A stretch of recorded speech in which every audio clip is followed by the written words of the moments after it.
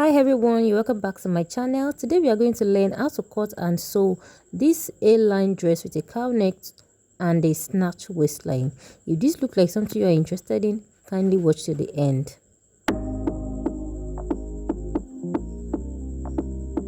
To make this dress, you're going to need up to 3 yards of fabric. If you're on a bigger size, that means your fabric is going to be more than 3 yards. The first thing you're going to do is to fold your fabric into two, just like I've done here. Then you are going to measure how wide you want the hem to be on fold. So I'm measuring 15 inches here. That means I have 30 inches altogether. If you want it more than that, that means you're going to divide whatever value you needed into two. So after this, I'm going to draw a straight line at the top edge of the fabric like so, to serve as my shoulder line and the starting point where I'm going to mark all other vertical points. On this line, I'm going to divide my shoulder measurement into 2 plus half an inch for the joining allowance. From that point, I'll go down by 1 inch for the shoulder slope. Before that, I'm going to mark the neck depth and neck width of 3 inches by 1 inch. Then I'm going to connect with a curve, just like you see me doing. Then after connecting with a curve like so, I'm going to connect back to the shoulder slope with a straight line. After this, now the next thing I want to do is to measure from my shoulder line down to my waist. So from my shoulder line, I'll measure down to my waistline, just like you see me doing. Whatever measurement you are working with, you go ahead and mark it. Then after this, now I'm going to connect with a straight line. The next thing I'm going to do now is to measure from my shoulder line again down to my hip line measurements. So you mark your hip line, then you connect with a straight line, just like you see me doing.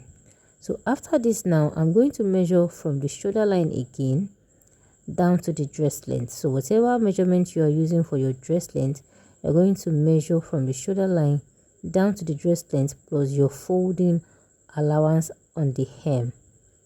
So after which I'm done with this now, then from the shoulder slope, I'm going to go down by 7 inch. Whatever measurement you are working with, you are going to mark it. Then I'm going to connect with a straight line to form my chest line. After this, I'll take my bust circumference divided by 4 on that line, because we're going to be creating our armhole line and our armhole curve. So whatever you have on the shoulder, you're going to measure again, just like I've done here, and you're going to connect back to the shoulder slope with a straight line. After this, now we're going to find the midpoint of this line, divide into 2 equal half, find the midpoint, go in by half an inch, then you are going to connect to give you the armhole curve using your curve ruler. So you can simply use a straight line and a curve to get yours if you are not used to a curve ruler. So the next thing I'm going to do now is to take the body circumference measurements. The bust divided by 4 plus extra 2 inch on the chest line. On the waistline, the waist circumference divided by 4 plus another 2 inch extra, because this dress is not supposed to be fitted, it's not going to be fitted. On the hip line as well, you are going to take your hip circumference divided by 4 plus 2 inches or 2.5 inches. Then you are going to connect the points together, just like this, using your curve ruler, the curve part of your ruler, because our body is not totally straight. The next thing we want to do now is to mark up to the knee line, because this is an A-line dress, so we need to create that shaping. Although it is optional, you don't have to do it if you don't want to. So you're going to measure from your waistline to your knee line, or from the shoulder to the knee line. Then you come to the hip line and measure your hip circumference divided by 4 on the knee line, then add 1 inch for the sewing allowance and connect back to the hip line like so. So from this knee line, you're going to connect down to the dress length, just like you see me doing. So this shaping is totally optional, just like I've said before. So if you want yours to be like this, then you're going to be cutting out your fabric like this. But if you do not want it to have a shaping on the knee line, just connect from the hip line down to the dress length, just like you see me doing. And this is the measurement that I'm going to be working with. I don't want to have a shaping on the knee line. Okay, so either you choose which one you like or which one you want to work with, or whatever your client wanted. On the dress length, you are going to go up by half an inch and connect. to avoid sharp points. So with this, we are done with the back bodies, and the next thing I'm going to do is to confirm my measurement before I start cutting out. On the neckline, I added half an inch for the joining allowance. Same thing on the shoulder. Then I cut out my fabric just like you see me doing. Now for the front bodies, now we are going to fold our fabric into two again. Then we are going to place the back on it like so. So there are two ways in which you can cut a cow neck without using pattern. The first one is to place the back bodies on the front bodies like so in a slant line, but make sure that the edges of the fabric are lined at the hem. After this, now you are going to trace out the armhole curve like this. You are going to trace out the shoulder. You are going to connect straight down to the center front with a straight line. But this method seems to, some people believes it wastes their fabric or they cannot manage fabric with it. This other method I want to use now. So this method will enable you save fabric and also make you make it easier for you to be able to determine the neck depth. So I trace out from the shoulder to the chest line like so on another piece of paper. So this will enable me to use the method of slash and spread, which we always use on our cow neck top. But because we cannot slash and spread our fabric, so that's why I'm representing it with a paper like so. So I'll assume I already slash it, then I'm going to spread upward like so. Then from the point that my paper ended, I'm going to measure down to the chest line 6 to 7 inches, depending on how deep you want your chest line to be, or depending on how wide or how open you want your cleavage to be. So for this one, I'm going to maintain 7 inches because I don't want it to be too deep. Alright, so from these 7 inches now, I'll trace out my armhole curve and the shoulder line. Then I'm going to connect back to the center front with a straight line. So for this method, instead of you having allowance or excess at the center front, you are going to be having it at the top of your fabric. So you're going to trace out just like you see me doing. Then you're going to connect with a straight ruler down to the center front like so. Do not mind the shape of the neckline, just connect straight down like this. So with this, we are done with the front, and you're going to be cutting out on this line that you have now. So having done that, now I'm going to remove this paper, then I'm going to cut through the lines that I have here. Now that we are done, so this is what it's going to look like by the time we join the shoulders together, and this part is going to suspend like so. What I'm going to do now is to cut a facing for both the back and the front using this same fabric. You can go ahead and cut a lining, but I suggest you just make use of the same fabric you're using. So I already cut it out there, and this is what I have. So I'm going to take it to my sewing machine, and I'm going to run a stitch on the neckline part and also the shoulder. So to do that, you're going to place the right side of the facing on the right side of the fabric like so. You pin it in place. Then you are going to run your stitch on 0.5 allowance you added earlier when you were cutting. Then as for the front, I'm going to repeat the same process. I'm going to place my facing on the right side of the fabric. I'm going to run my stitch on 0.5 like so. So guys, I'm done doing that, and this is what I have. This is what it's going to look like by the time you're done.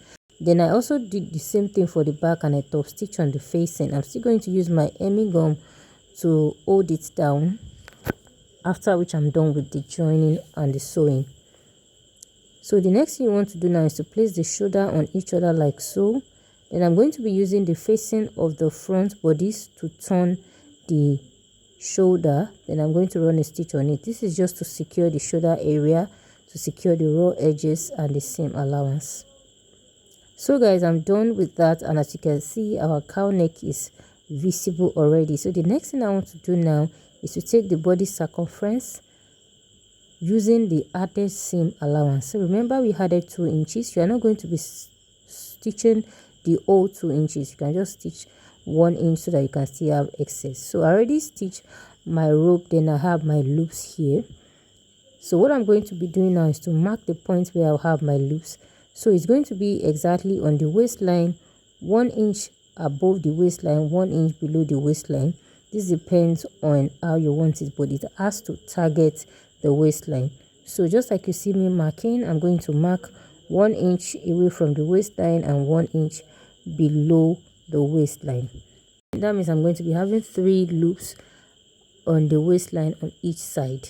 So what you're going to do, you're going to mark your seam allowance also by the side, and you're going to insert the loop in between, making sure that it is exactly on the line that you have.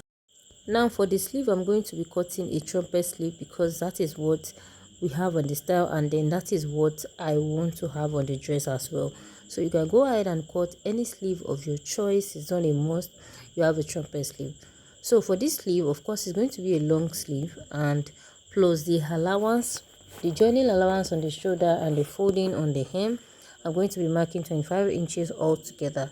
The original measurement or the original length is actually 23.5 inches. I added 1.5 for the folding and every other thing.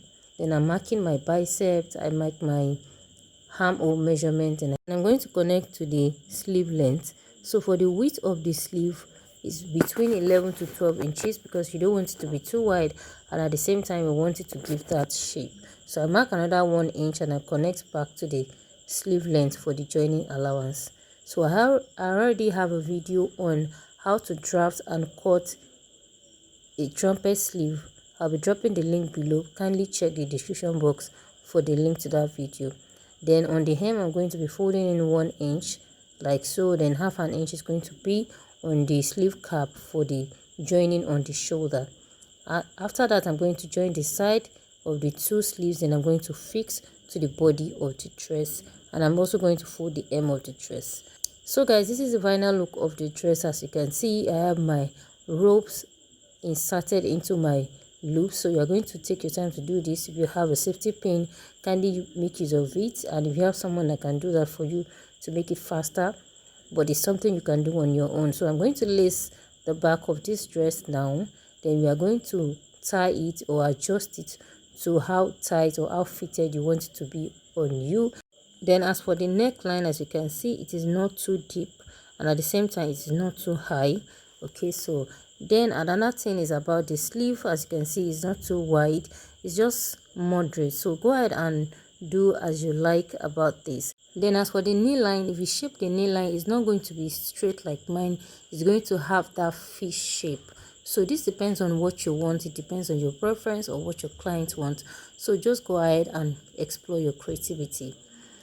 So guys, that'll be all for this tutorial. If you find this video helpful, please kindly give it a thumbs up, click on the like button, click on the subscribe button, turn on the notification bell, so whenever I drop a new video, you'll be the first person to know. To the new subscriber, thank you very much for stopping by. Thanks for the support. And for the old subscriber too, thank you for the support.